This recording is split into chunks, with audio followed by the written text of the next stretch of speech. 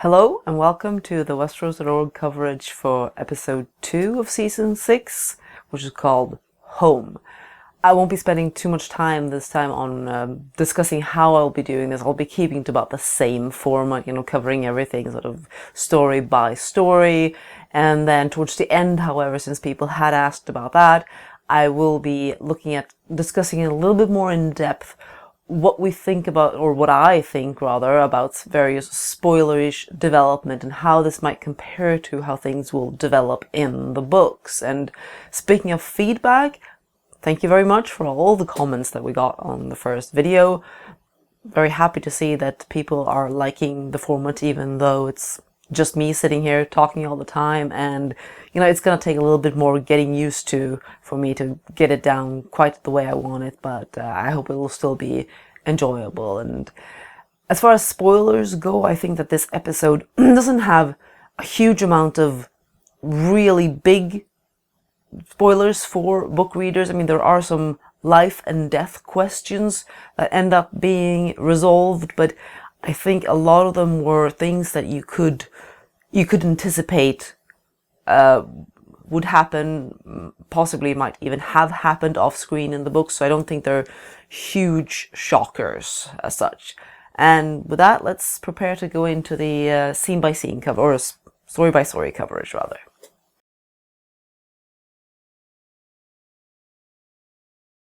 Episode opens at Winterfell, but it is Winterfell in the past, and this is Bran and the Three-Eyed Raven visiting a point in the past and seeing young Ned, young Benjen, and even young Lyanna.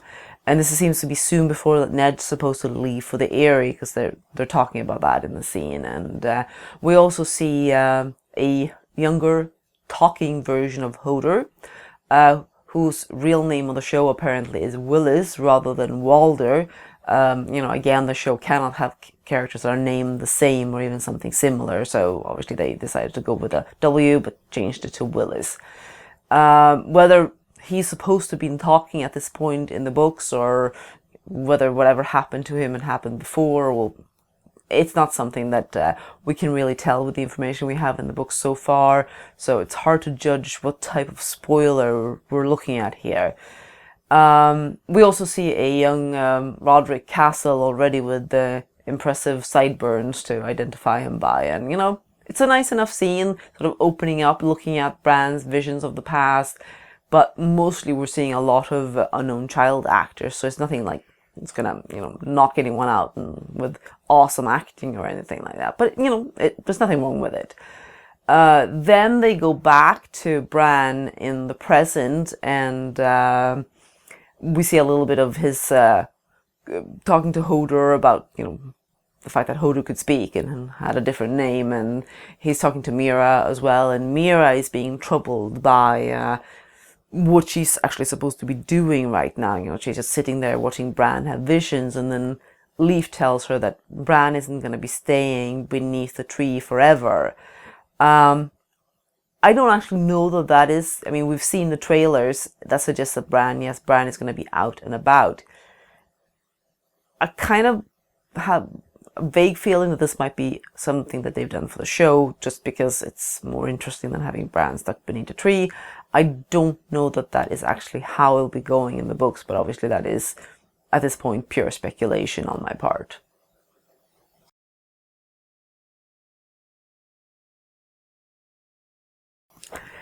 The second scene of the episode takes place at the Wall, and so does the very last scene, so I'll be dealing with those together. And I think that here is a section of scenes, or a set of scenes, where we can point out some of the problems that they're now running into when they've passed the books. It's actually easier to point them out now, because previously we'd keep saying things like, well, this is different from the books, and we have a problem with them changing this and that.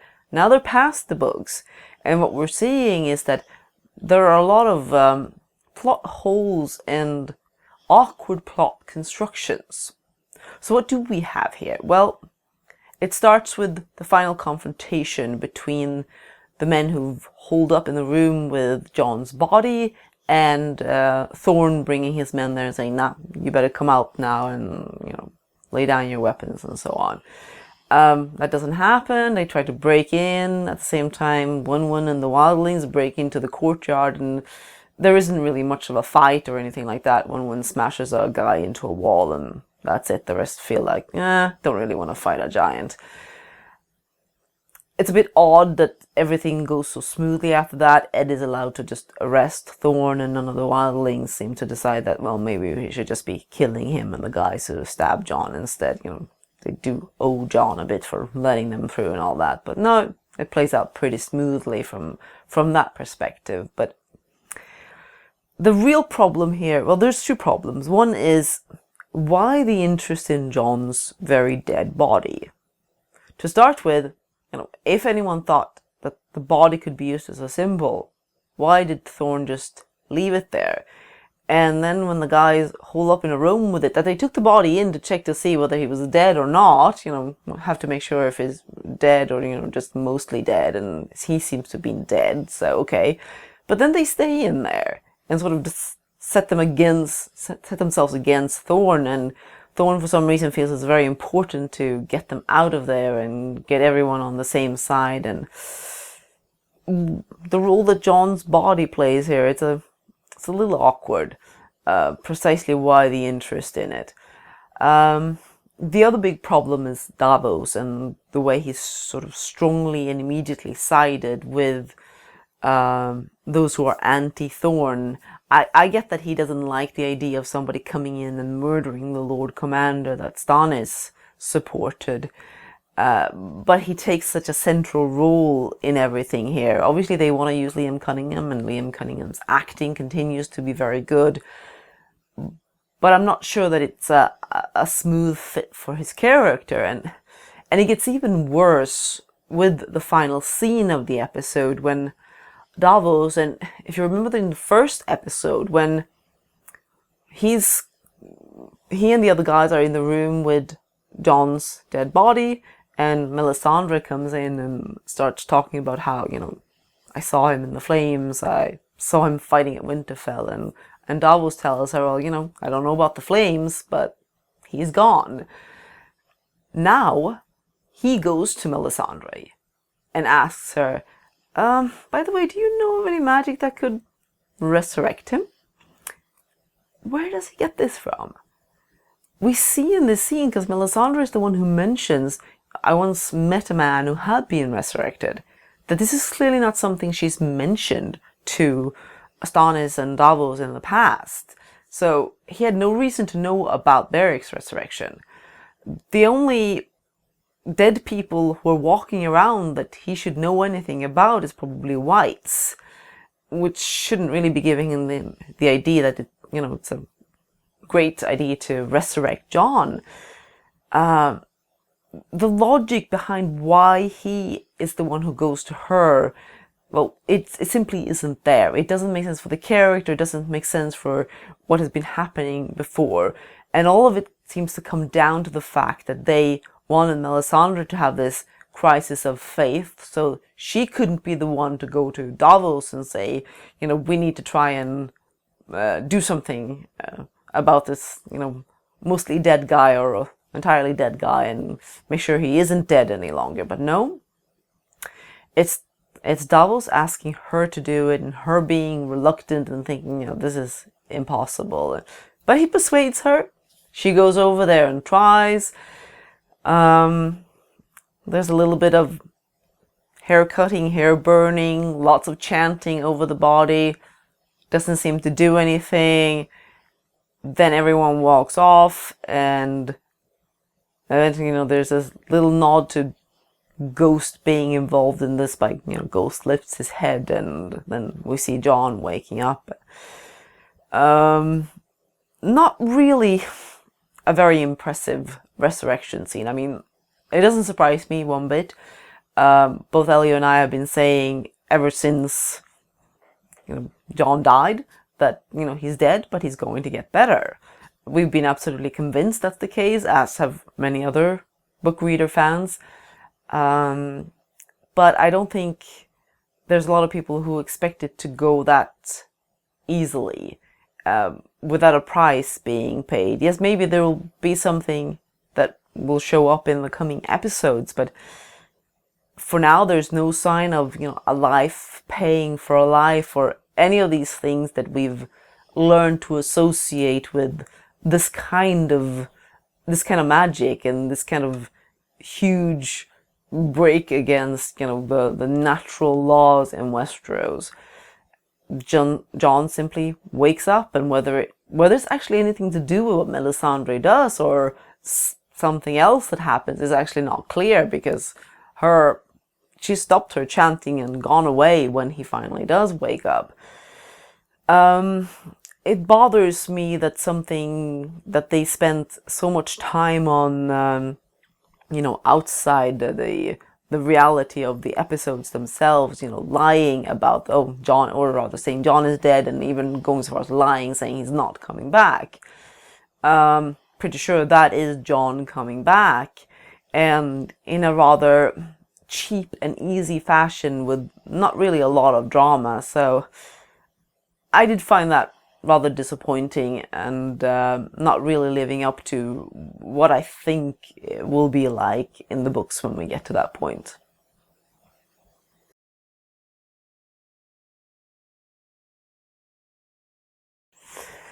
King's Landing in this episode gets a series of scenes that sort of feed into each other in a long section of transitions, and it starts with a look at the resurrected mountain acting as Cersei's personal enforcer, chasing down cockwagglers everywhere to smash their heads in. And then we see him with Cersei intimidating some guards when it turns out that Tommen has confined her to the Red Keep. Seems like a bit of false tension there, really. Is she going to order him to attack the other, Lannister guards or not? Didn't really expect that, but they like obviously to play up the intimidation factor there. Then we get a scene with Tommen and Jaime, where Jaime is questioning why Tommen stopped Cersei from attending Myrcella's funeral, and we also get the revelation that the teleporting sand snakes apparently teleported away from King's Landing again, and leaving no trace of their presence. So Tommen is quite convinced that it was Cersei that killed Trystane. And Jaime can't really, well, he tries to deny it, but it's not very convincing, and that still doesn't seem to do much for undermining either the sons and the brother/lover's fate in their somewhat crazy female relative, as we will see from some scenes that follow on. But yeah, apparently the official word is that they have no idea who killed Trystane, so that'll be interesting to see if anything more comes of that. Then we have a scene between the High Septon and Jaime, and we have a little bit of a speech from the High Septon about... and Jaime comes in and sort of questions the whole atonement, and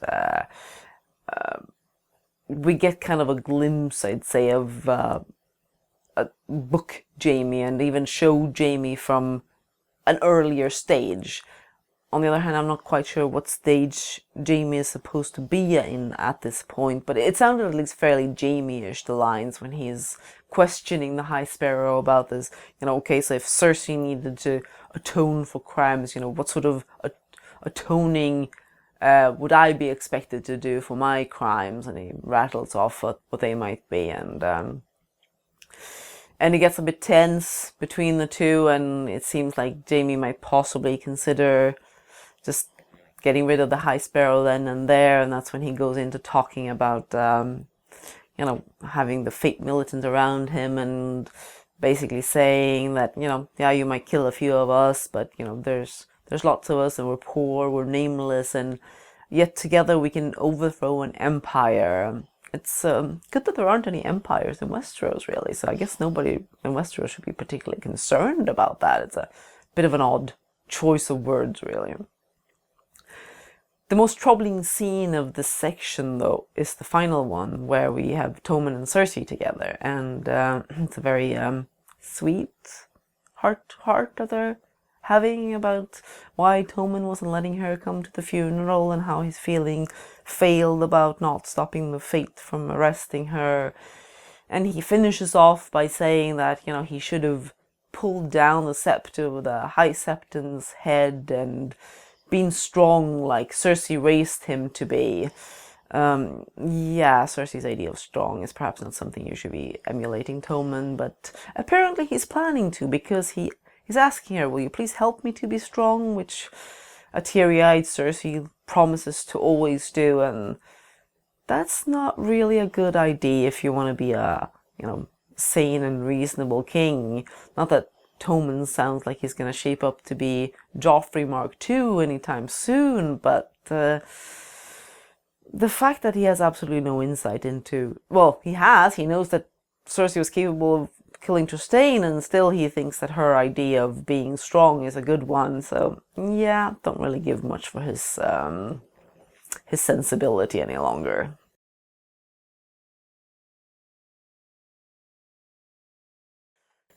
In Meereen, we get a bit more of a Tyrion funny, as he's trying to share some quips with Varys without really succeeding to, since Varys is more interested in delivering the news that Astapor and Yunkai have been retaken by the Masters, and setting them in a similar situation as to where they are in the books, basically, where they're no longer as Daenerys left them, and clearly opposed to the way things are in Meereen. So they're discussing what to do about that, and then the question of the dragons come up, and Tyrion gets to deliver a bit of knowledge and some book information about how dragons need space to thrive. They can't be chained, and they'll just wither away and shrink down, basically, the way that the Targaryen dragons in Westeros grew smaller and smaller from being confined. And then he decides that dragons, since they're apparently very intelligent, I mean, George has said that dragons are intelligent, but it's an alien intelligence. But Tyrion is saying that some maesters say that they're more intelligent than men, and that they have affection for their friends.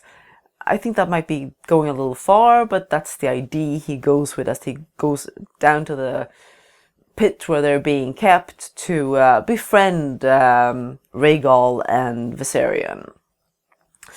And of course that works out splendidly, because, well, they're not going to have Peter Dinklage being eaten by dragons at this point. So he manages to chat the dragons up enough that he gets to unchain them or take the collars off them, basically. And at this point we get a little bit more book material as he talks to the dragons about the time when he asked for a dragon for his name day, and said that it could be a little one like himself. And it's always a very nice touch in the books, sort of his fascination with dragons. And I'm not sure it's really coming across that well in this scene. And if you look at the scene as a whole and you think about the fact that it's probably filling a similar plot function to Quentin's chapters in the book, or the chapter where he goes down to try and steal the dragon,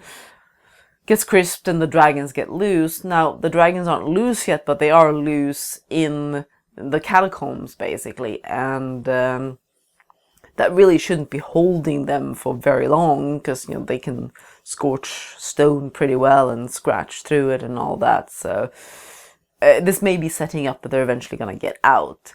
And if this is their way of setting up how the dragons are going to get out, it's a lot less powerful than what happens in the books. It's simply a way of showing that Tyrion is going to have some influence over the dragons. And whether this should be read as a spoiler or not, well, I'll probably discuss that a little towards the end and what I think about that means for, various theories about Tyrion's parentage.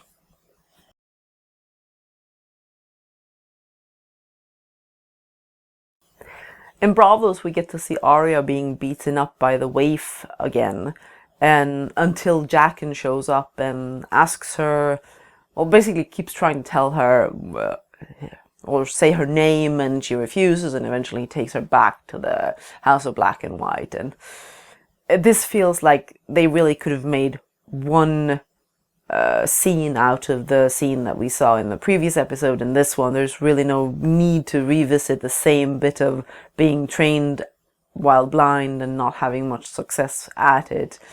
It doesn't really advance things anyway. It just keeps showing, okay, Arya is set in her ways to not give in. She's not going to tell them that she's Arya Stark. She's going to keep saying that she's no one. She's going to put up with whatever they're putting her through. This could have been done in one scene, and they could have cut that from the first episode, which was choppy enough without having to visit Arya as well. So, it's nothing too objectionable about the scene as such. It's about the same as the previous one, but we really don't need that much of Arya's training while blind and Arya going through the tests of Jaqen and the waif.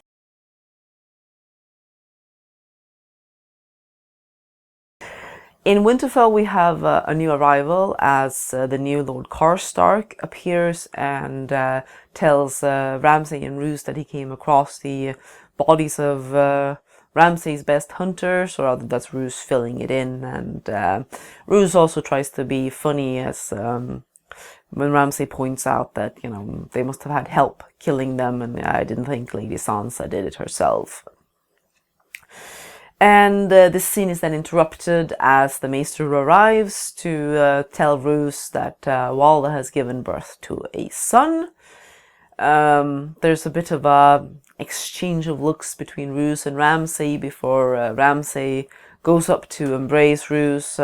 Roose tells him, "You'll always be my firstborn," which means that Roose, for some reason, didn't bother marrying until very, very late indeed, despite the fact that Ramsay was only legitimized quite recently, and Roose is supposed to have gone all these years without having a wife or any other children. Not very realistic. I mean, they could have had the firstborn son that Roose in fact has, and that he figures that Ramsay actually poisoned. Don't see why that would have been a bad thing to have in there to show that Ramsay is perfectly capable of such things, especially as this scene then progresses with Ramsay plunging a knife into Roose's heart. This seems to be played a bit for Ramsay being slightly shaky about, or at least very with a lot of adrenaline sort of about this, having decided to make the move and get rid of his father. And Lord Karstark is pretty quick to catch on to this and decide that he's gonna go with Ramsay, but it's quite a risk anyway for Ramsay to take. Karstark might as well have said, yeah, you just killed your father, let's just tell the rest of the North about that, and then maybe, somebody will reward me and decide that I should probably be the Lord Protector for, baby Bolton, and install me in the Dreadfort. But apparently Ramsay seems to feel that Karstark is going to side with him, and he does.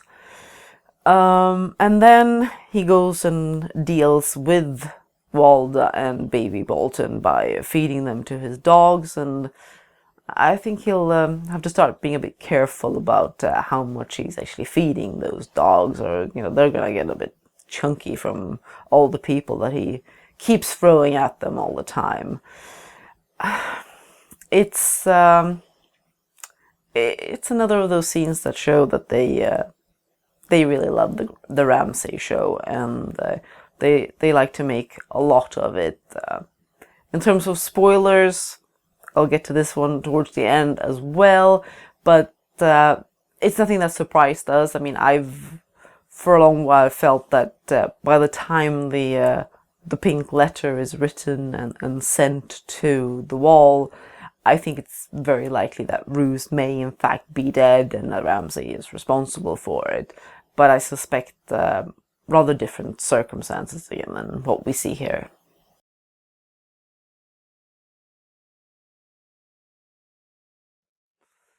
We also get a scene with Ramsay's former captives, Sansa and Theon, and it starts with Brienne informing Sansa that she's seen Arya, and oddly enough, she simply says that Arya was with a man who didn't seem to be hurting her, and she didn't want to leave him, he didn't want to leave her.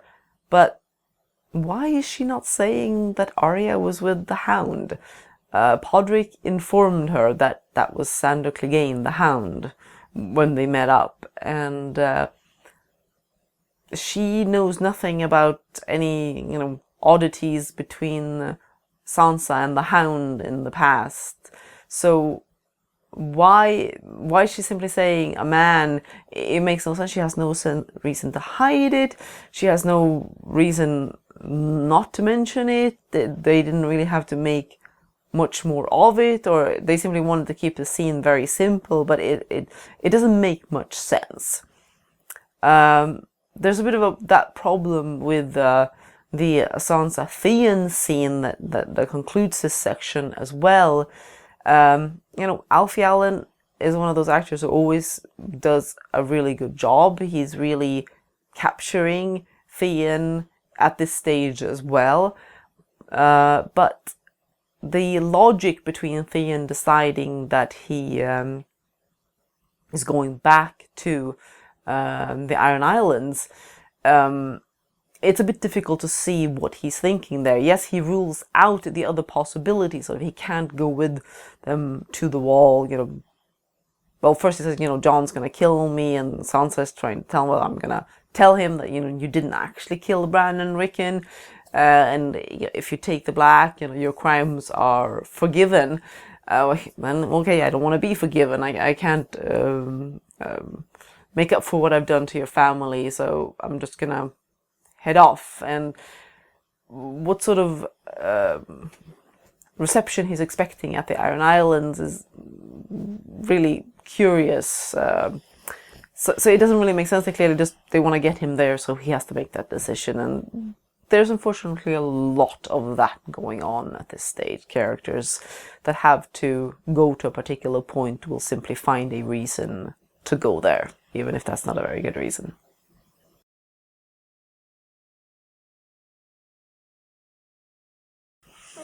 And as they did with King's Landing, we get a series of scenes that one goes into the other here on the Iron Islands.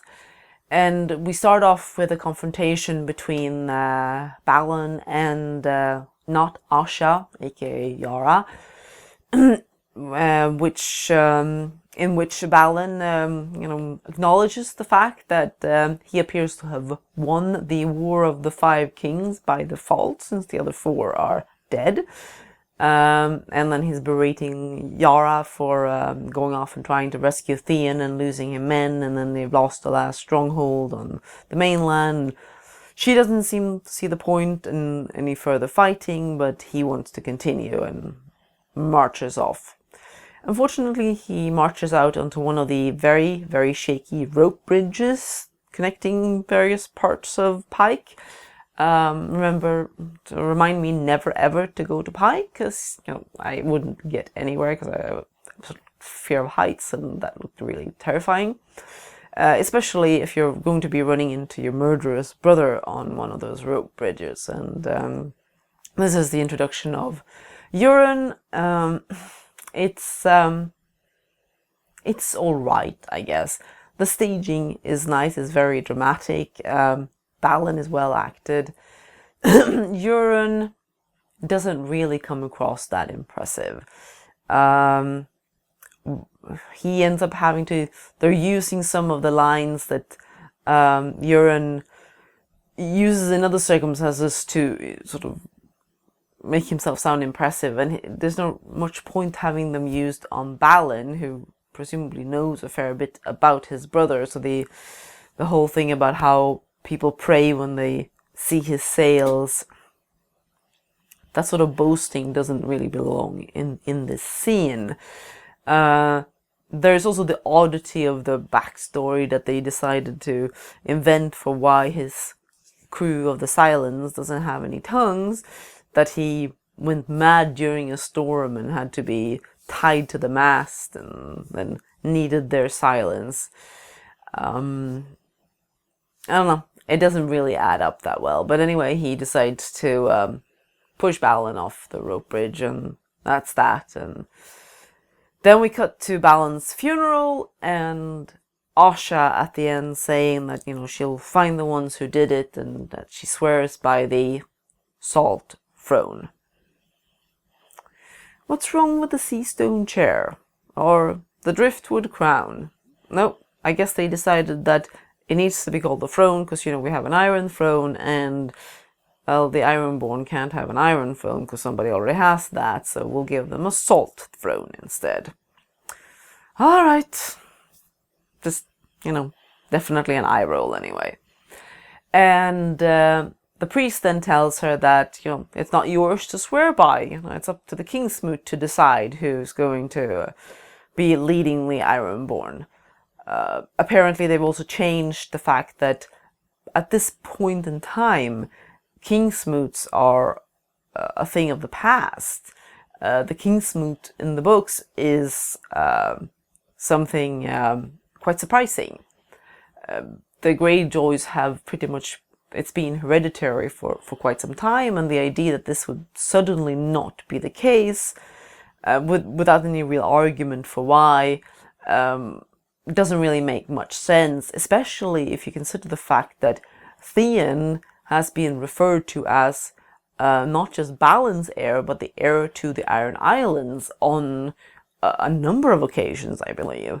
So something seems to have changed between that reference and what this priest is saying, and unless he's supposed to just then and there decided, no, we're going back to Kingsmoot, and I'm not going to explain why. So again, there are some shaky bits here. There's some bits of nice acting, but on the whole, it's not a promising development for this storyline, not at all.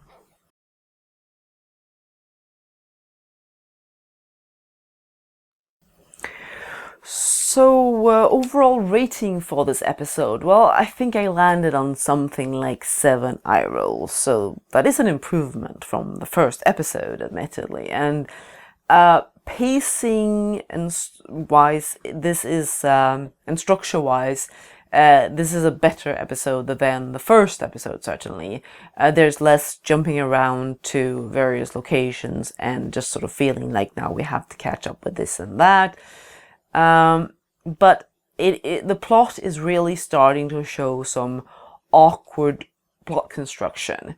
It's starting to show characters that are being forced to take actions that don't really make a lot of sense in order to move them from point A to whatever point they want them to be moved to.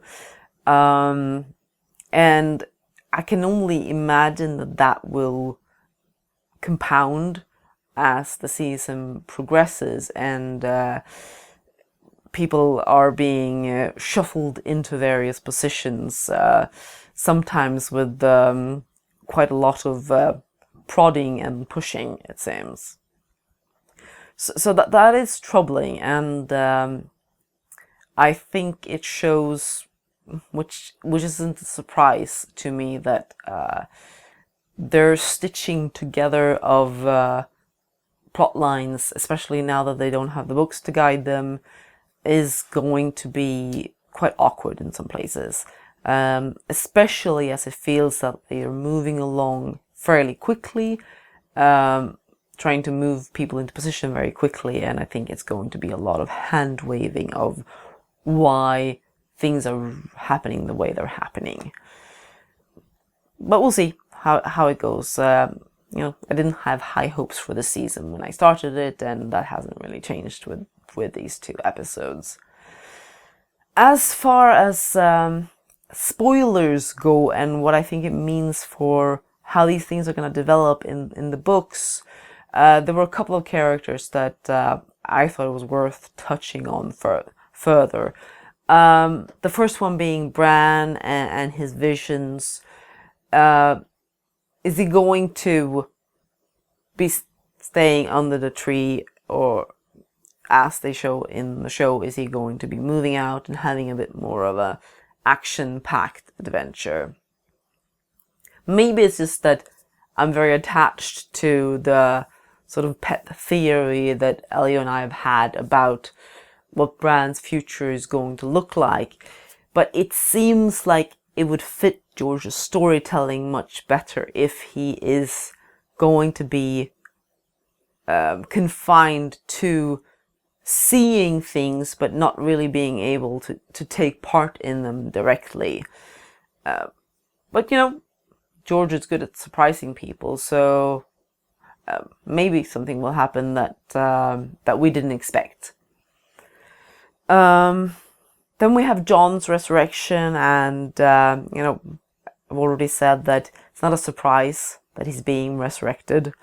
I don't think it will go as smoothly as is shown here. One speculation that we've had for some time is that Melisandre being involved is something we expect. I've kind of been wondering for a while if maybe resurrecting Jon is actually going to demand Melisandre's life. And that they're just keeping her around because they want to use her for something else. Don't know quite what, but given that they've now shown and indicated the whole thing about Melisandre being very old, I'm wondering if using up her power to resurrect Jon might not be the way that she ends up dying in the books. So I think this might be actually quite radically different when we get to this point in the books. Then we have Tyrion, and Tyrion getting along famously with the dragons. Obviously, a lot of people think that Tyrion is in fact Tyrion Targaryen, or at least Tyrion Waters as a King's Landing bastard by a Targaryen. Or maybe it'll be Tyrion Hill anyway, since he is born in the Westlands. But it's not a theory that either Elio or I have been fans of. There are a lot of things indicating it, certainly. That doesn't necessarily mean it's true. Again, George likes to surprise us.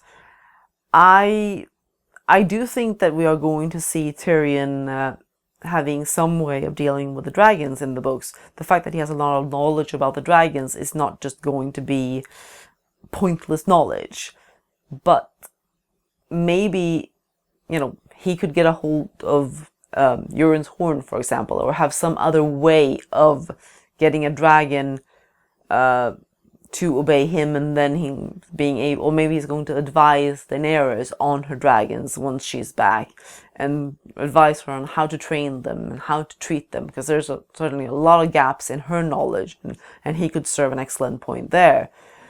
Whether it means that he's just going to be buddy-buddy with the dragons and then get his own pet dragon pretty quickly, I'd like to think not, but, well, it can't be ruled out.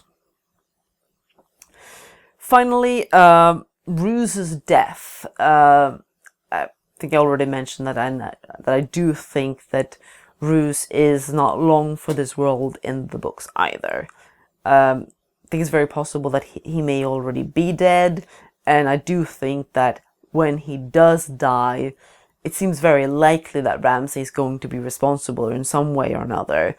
Roose has already indicated that he thinks it's quite likely that Ramsay will kill any heirs that or any children that he might have by Walda.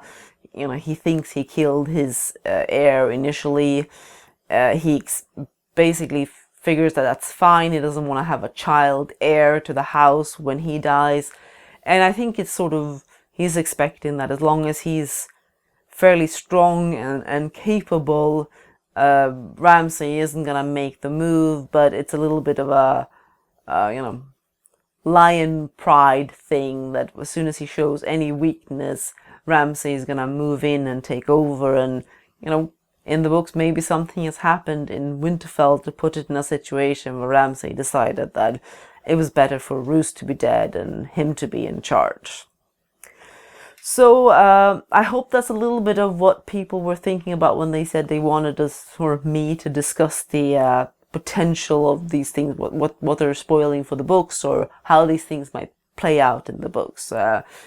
Give us some more feedback in the comments to this episode, and we'll see what more tweaks there might be to the format as I discuss the third episode next week. The third episode is called Oathbreaker, and I'll be back then.